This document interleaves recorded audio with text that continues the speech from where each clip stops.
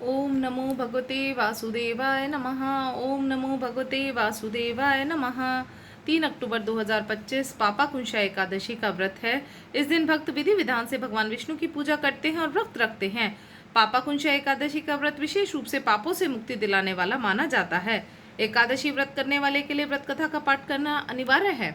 मान्यता है कि जो व्यक्ति इस कथा का भक्तिभाव से पाठ करते हैं उसे मृत्यु के पश्चात यम की यातनाओं का सामना नहीं करना पड़ता। इस व्रत से जीवन में पुण्य की वृद्धि होती है और घर में सुख समृद्धि आती है।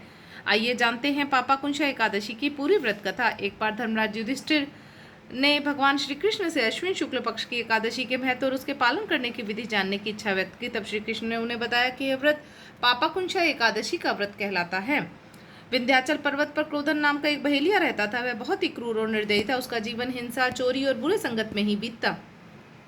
एक दिन उसे जंगल में तपस्या कर रहे महर्षि अंगिरा मिले। बहेलिया ने उनसे कहा, हे महर्षि, मैंने जीवन भर पाप किए हैं, अनेक मासूम जीवों की हत्या की है। अब मुझे नरक ही जाना पड़ेगा। कृपया मुझे कोई ऐसा उपाय बताइए जिससे मेरे पाप नष्ट हो जाए और मुझे मुक्ति मिले। महर्षि अंगिरा ने उसे अश्विन शुक्ल पक्ष की पापा कुंशा एकादशी का व्रत करने की सलाह दी। बहेलिया ने महर्षि की बात मानी और इस एकादशी का व्रत विधि पूर्वक रखा। उन्होंने भगवान विष्णु की भक्ति और पूजा की। भगवान विष्णु की कृपा से बहेलिया के सारे पाप समाप्त हो गए। जब यमदूत उसे यमलोक ले जाने आए तो उन्होंने देखा कि बहेलिया के पाप पूरी तरह से समाप्त हो चुके हैं। यमदूत खाली हाथ लौट गए और बहेलिया को भगवान विष्णु की दया से बैकुंठ धाम की प्राप्ति हुई। पापा कुंशा एकादशी अश्विन माह के शुक्ल पक्ष की एकादशी को आती है।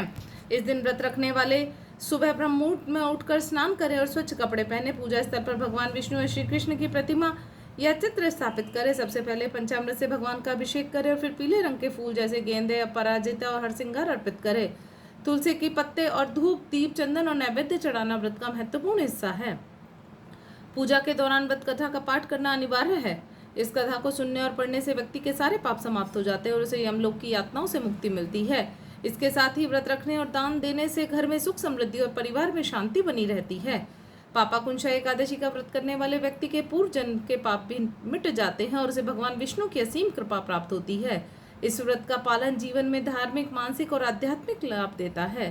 बोलो विष्णु भगवान की जय। बोलो तुलसी मैया की जय। बोलो एकादशी माता की जय। ओम जय जगदीश हरे स्वामी, जय जगदीश हरे। भक्त जनों के संकट, दास जनों के संकट क्षण में दूर करें। ओम जय जगदीश हरे। मात पिता तुम मेरे, शरण गहूँ मैं किसकी। स्वामी शरण गहूँ मैं किसकी। तुम बिन और न दूजा, प्रभु बिन और न दूजा। आस करूँ मैं जिसकी। ओम जय जगदीश हरे। जो ध्यावे फल पावे, दुख बिन से मन का। स्वामी दुख बिन से मन का। सुख संपत्ति घर आवे, कष्ट मिटे तन का। ओम जय जगदीश हरे। तुम पूर्ण परमात्मा, तुम अंतर्यामी। स्वामी तुम अंतर्यामी। पार ब्रह्म परमेश्वर, तुम सबके स्वामी। ओम जय जगदीश हरे। तुम करुणा के सागर, तुम पालन करता। स्वामी तुम पालन करता। मैं सेवक तुम स्वामी, कृपा करो भरता। ओम जय जगदीश हरे। तुम हो एक अगोचर, सबके प्राणपति। किस विध मिलूं दयामय, तुमको मैं कुमति। ओम जय जगदीश हरे। दीन बंधु दुख हरता, ठाकुर तुम मेरे। स्वामी रक्षक तुम मेरे। करुणा हस्त बढ़ाओ, द्वार पड़ा तेरे। ओम जय जगदीश हरे।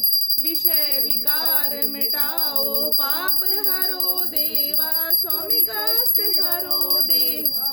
श्रद्धा भक्ति बढ़ाओ, संतन की सेवा। ओम जय जगदीश हरे।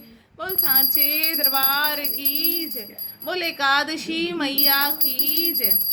बोलो विष्णु भगवान की जय। बोल लक्ष्मी माता की जय।